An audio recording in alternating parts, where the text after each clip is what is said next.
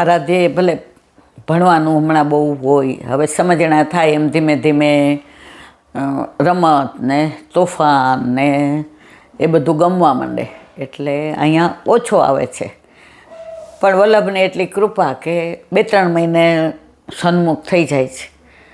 મનમાં ઘણીવાર વ્યથાય થાય કે ધારે તો રોજ વાર્તા કરી શકે એટલું એને પ્રભુએ કૃપા કરી છે, પણ હંમેશા સ્પ્રિંગને વધુ દબાવો ને તો એ તૂટી જાય. એટલે એના કરતાં એને મન થાય ત્યારે આવવા દેવાનું. બાકી જો આમાં આગ્રહ ન હોય, દુરાગ્રહ ન હોય, હઠાગ્રહ ન હોય, આ બધું વલ્લભની કૃપા હોય તો પહેલાં રોજ આવતો હતો, પછી અઠવાડિયે, હવે 2-3 મહિના આવે છે. પણ એને છોડવાનો નહીં, 2-3 મહિને એકવાર એને સન્મુખ કરવાનો કે તું બોલ. અને પ્રભુની કૃપા છે કે જે વાર્તા વાંચે એ અહીંયા કહી શકે છે. મનમાં વ્યથા થાય કે તારે તો રોજ કરી શકે, પણ શ્યામ રાખે તેમ રહીએ ઉદ્ધવજી, શ્યામ રાખે તેમ કરીએ. મારા શ્યામને કાંઈ ન કહીએ ઉદ્ધવજી, શ્યામ રાખે તેમ રહીએ. હવે ગુસાઈજીનું છે તો હમણાં જ એણે સરસ કીધું કે ગુસાઈજી પરમ દયાળ, પરમ કૃપાળ. એમાંની 84-252 એક વાર્તા લાંબી બહુ છે, પણ હું ટૂંકમાં કહીશ, કારણ કે આજે પ્રાગટ્યોત્સવ છે એનું લગભગ મેં બધું કહી દીધું છે. ગુસાઈજીને ત્યાં બધા બાળકો એમને કાકાજી કહેતા, એટલે શ્રીજી બાવાએ કાકાજી કહે, કારણ કે આ બધા કહે એટલે એ કાકાજી કહે. હવે ત્યાં એક બ્રાહ્મણ કામ કરતો હતો. ગુસાઈજી એને અતિ પ્રસન્ન રાખતા. હવે આ છોકરો કાયમ એની સાથે આવે, માં હતી નહીં. હવે બ્રાહ્મણ લીલામાં પહોંચી ગયા તો ગુસાઈજીને હાથમાં સોંપીને ગયા કે આનું ધ્યાન રાખજો. એટલે ઓલો છોકરો નાનો, એટલે બાળકો કાકાજી કહે એટલે આ કાકાજી કહે. હું એ સાથ જેવું જ એને સમજે કે હું એ જ બાળકને તો ગુસાઈજીને એને નિર્દોષતા બહુ ગમતી. એને વાલ કરે, એને ખોળામાં બેસાડે. હવે એકવાર એવું બન્યું કે બધા વૈષ્ણવ આવ્યા હતા તો ઠાકોરજી પુશ કરી દીધા. એટલે બધાએ પૂછ્યું જે અમારા ઠાકોરજીનું નામ આપો. આજની તારીખમાં જો આપણે કહીએ તો આપણા ઠાકોરજીનું નામ આપે છે. જો આપણા ઠાકોરજીનું નામ ગોપાલ અને એને નાનીના ઘરનું નામ ગોવિંદ. એ મને નહોતી ખબર. પહેલી વાર પુષ્ટ કરાવીને ગઈ એટલે પછી મને કહેતા ઠાકોરજીનું નામ શું બેબી? મેં કીધું ગોપાલ. એટલે કે મામાના ઘરનું નામ ગોવિંદ. અરે, તો જ્યારે મારી બા આવે કે હું ત્યાં જાઉં કે મારો ગોવિંદો આવ્યો, મારો ગોવિંદો આવ્યો, મારો વાલો આજ તો અમારા પર કૃપા કરવા આવ્યો એ કે.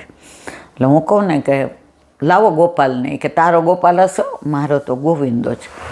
તો મારે કહેવાના છે કે મારી બાનો ભાવ એવો હતો કે મામાના ઘરનું નામ ગોવિંદ. બધા વૈષ્ણવે કીધું જયરાજ અમારા ઠાકોરજીનું નામ આપો. તો ગુસાઈજી બધાને આપ્યો. તો આ ત્યાં બેઠો હતો. ગુસાઈજીની બાજુમાં સોફા ઉપર ચડી ગયો. મારા ઠાકોરજીનું નામ આપો. એટલે ગુસાઈજી એને પ્રેમથી કહ્યું પરે પરે, આઘો જા વ્રજ ભાષામાં. તો એવું સમજો મારા ઠાકોરજીનું નામ પરે પરે. તમારે કેવી છે વાર્તા? તો એ તો બહાર જઈને બોલવા માંડ્યો મારા ઠાકોરજીનું નામ પરે, મારા ઠાકોરજીનું નામ પરે. હવે એને મુખ્યાજી રોજ એક પાતર આપતા હતા. બપોર પડી એટલે કે 2 આપજો. કેમ 2? આ ગુસાઈજીને લાડલો તો બધાને ગમતું ના હોય ને. કેમ 2? તું તો એક જ છો. એ કે ના, આજથી મારા ઠાકોરજી મારી સાથે, એનું નામ પરે જ, એટલે 2 પાતર આપજો. એટલે ગુસાઈજીએ કીધું હા એને 2 પાતર આપજે. 2 પાતર લઈ ગયા અને અપ્સરાકુંડ પાસે બિરાજ્યા. 2 પાતર મૂકી, બરાબર દાળ ને ભાત ને શાક ને રોટલી ને. પરે આવી જાઓ પરે. ગુસાઈજીએ કાકાજીએ કહ્યું છે આવી જાઓ. જો 2 સરખું જ. પછી આ નથી ભાવતો મારામાં મૂકી દો ને આ નથી ભાવતું તમારે, એ નહીં ચાલે. આ જોવો જ જોઈ લ્યો. આવી જાઓ, જે પાતળ ઉપર બેસો હોય ને બેસી જાઓ, પછી મારી પાતળમાંથી આપીશ નહીં અને તમારી પાતળમાંથી લઈશ નહીં. હવે થોડી વાર થઈ તોય આવ્યા નહીં. પરે આવો છો કે નહીં? કાકાજીએ કહ્યું છે તમારું નામ પરે છે, પરે આવો. પરે તોય ન આવ્યા. અડધો કલાક થઈ. આ બધું ઠંડુ થઈ ગયું. હવે લાવો બધું નાખી દઉં અપ્સરા કુંડમાં. મારે ખાવું નથી ને આપે ના લેતા.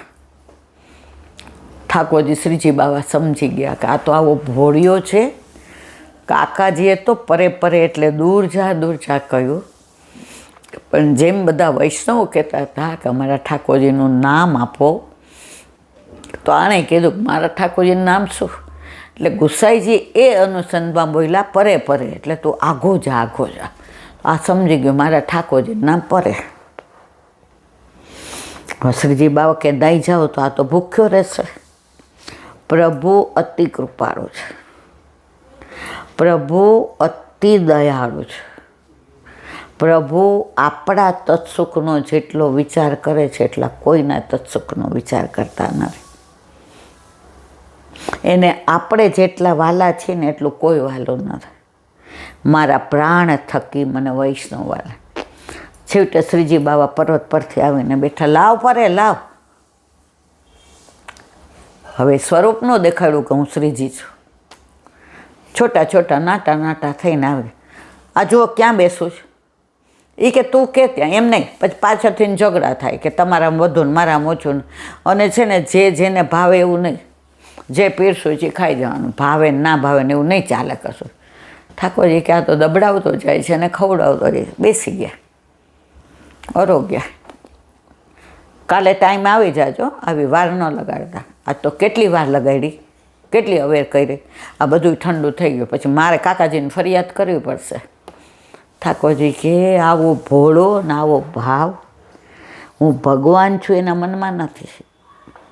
પરે એટલે એવું જ માને છે કે મારા ઠાકોરજી, મારા ભગવાન. પરે એટલે દૂર જાય સમજતો જ નથી. હવે તો રોજનું થયું. 2 પાતળ લઈ જાય. એકવાર મુખિયાજી કહ્યું જરા જા. એ કે કાંઈ વાંધો નહીં, નાનો છે ને 2 માગે તો 2 દેવી. ગુસાઈજી તો પરમ દયાળ, પૂર્ણ પુરુષોત્તમ. એ તો સમજી ગયા કે શ્રીજી બાબા કયો ખેલા નિયાર કરે છે. એકવાર ભંડારીને દાંત ચડે કે આને બહુ લાડકો રાખ્યો છે, એની આજે બધી હોશિયારી કાઢી નાખું. એટલે કે સાંભળ પરે, અરે પરે અહીંયા ભોળો હતો, એનું નામ ભોળો. એ કે ભોળા અહીંયા તારે સુરત જવાનો છે અને ત્યાં જઈને હુંડી દઈ આવવાની ને એ લખી દે, એ બધું લઈને પાછો. એ કે ક્યાં જવાનું છે? કે સુરત. કે આપણે તો કાંઈ જતીપુરા સિવાય જોયું નથી, પણ હવે ભંડારી કાકા કહે છે એટલે નાય ન પડાય. ઠાકોરજી અરોગવા આવ્યા. એ કે કાલે પરે આપણે ક્યાં જવાનું છે ખબર છે? એ કે આપણે એટલે કાંઈ મારે નથી આવવાનું.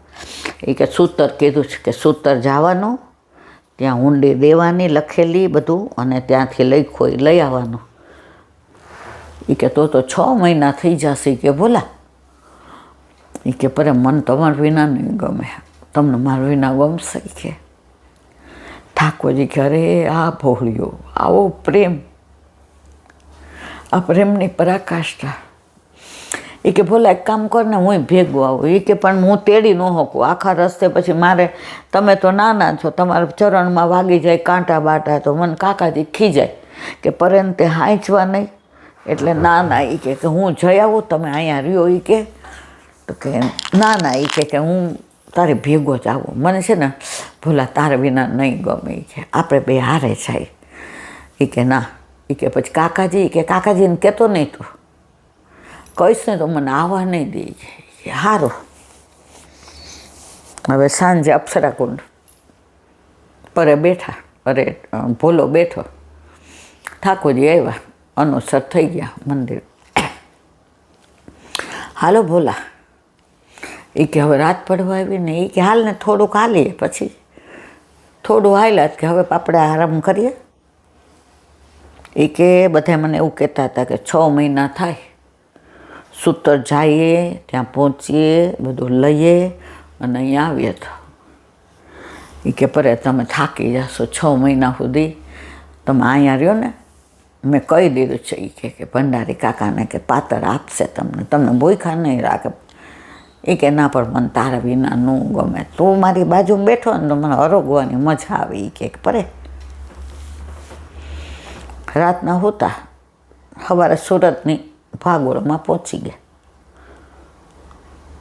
ભોલાએ પૂછ્યું કયું ગામ? એ કે સૂતર. એ કે પરે અહીંયા આવો આપણે તો સૂતર પહોંચી ગયા. એ કે ભલા તો ખરું હાયલો. એ કે આપણે હોઈ ગયા હતા ને. અરે એ કે તું કેટલું હાલતો હતો મને તેડીને, તને ખબર છે? એ કે એવું હતું તો એમ હશે ભોળો હાવ. હવે એ કે નાહી ધોઈને જા ને બધું લઈ આવો એટલે આપણે અહીંયા ચકાચક કરીએ ને પછી એ કે પાછા આપણે જઈએ. એ કે બધા તો મને કહેતા 6 મહિના થાય તો આપણે એક રાતમાં કેવી રીતે પરે આવી ગયા? એ કે એ છોડને બધું આપણને લાવી દીધા ને કાકાજીએ. જો તોય કાકાજીને યાદ કર્યા આપણને. કાકાજીએ લાવી દીધા. એ કે હવે ઓલું લખી દીધું હતું હુંડીને, એ બધું લઈને ગયો એટલે ત્યાં ઓલાએ જોઈ તારીખ. એ કે ભોલા અહીંયા આ બીડાને બધું તાજું છે, તું ક્યારે નીકળો? નહીં તો 6 મહિના આવે એટલે બીડાને બધું તો પેલું થઈ ગયું હોય, સામગ્રી બધી પેલી થઈ. એ કે રાતે નીકળો ને સવારે અહીંયા. એ કે ગાંડા થઈ ગયો છે. ત્યારે ક્યાં આવા પ્લેન હતા, ત્યારે ક્યાં ગાડી હતી, ત્યારે ક્યાં ટ્રેન હતી. એ કે તું રાતે નીકળો ને સવારે. હા એ કે હવે જલ્દી કરો, જે દેવાનું હોય લેવાનું હોય આ બધું લઈ લ્યો અને મને ચિઠ્ઠી લખી દો કે મળી ગયું છે બધું, અને તમારે જે દેવાનું એ ભેગું કરીને આપી દો અને મને ચકાચક માટે સીધું આપો. 2 જણનું આપજો. કે બીજું કોણ છે? કે મારા પરે છે. એ કેમ? કે હા મને તો ચક્કર આવી ગયા, કંઈ સમજાણું નહીં. કે એક દીમાં રાતના નીકળ્યા અને સવારે પહોંચી ગયા. ઓલો કે આમાં ગુસાઈજીની સાઈન છે એટલે આપણે આમાં કાંઈ બોલાય નહીં. બધાને કીધું કે ભાઈ જે દેવા લેવાનું હોય લાવવાનું. બધું પરે બાંધી દીધું, સીધું દીધું બધું સામગ્રી, સીધું આપણે આમ ન બોલાય. અને આવીને ચકાચક બનાવ્યું. એ કે આ પરે ક્યાં ગયા? દેખાતા નથી. જેવું તૈયાર થઈ ગયું એટલે ઠાકોરજી આવી ગયા. ભોલા બધું તૈયાર? એ કે આ તો ચકાચક છે, બરાબર મૂક્યા જે દીધું અને ખુશ થઈ ગયા. એ કે ચિઠ્ઠી લઈ આવ્યો લખેલી? એ કે લઈ આવી પડે ને, ત્યાં ઓલો ભંડારી કાકો ને તો મને ધમકાવી નાખે. એ કે પરે એને બહુ વાંધો છો 2 પાતર દેવામાં. એ કે ભલે ને રહ્યો દે છે ને તને. કે હા. હવે ત્યાં થઈને બરાબર પ્રસાદ લીધો. સાંજ પડી. હાલો પરે થોડા હાલ હવે સૂઈ જાય. કે ના પછી આવતા તો ખબર નહીં શું થયું, પણ જતા પછી બીજા 3 મહિના. હાલને પરે બહુ થાક લાગ્યો છે. કે હાલને ભોલા સૂઈ જાય. હોતા સવારે અપ્સરા કોણ. એ કે આ તો આપણે ઘરે આવી ગયા. એ કે પરે એ કે જો કાકાજીની કૃપા, જો ઠાકોરજી શું કહે છે જોવો. એ કે ભોલા કાકાજીની કૃપા. બોલો તો ભોળો હતો, કાંઈ દુનિયાદારીનું ભાન નહોતું એને. સવારના પોરમાં ઠાકોરજી તો ઊભા રહી ગયા. ઓલાને જઈને દીધું ભંડારી કાકાને. એ કે તું ગયો નથી? 2 પાતર લઈ જશે પાછો ગયો નહીં? એ કે ખાવામાંથી ઊંચો ને. એ કે જઈ આવ્યો. અહીંયા કોને ઓલું બનાવે છે?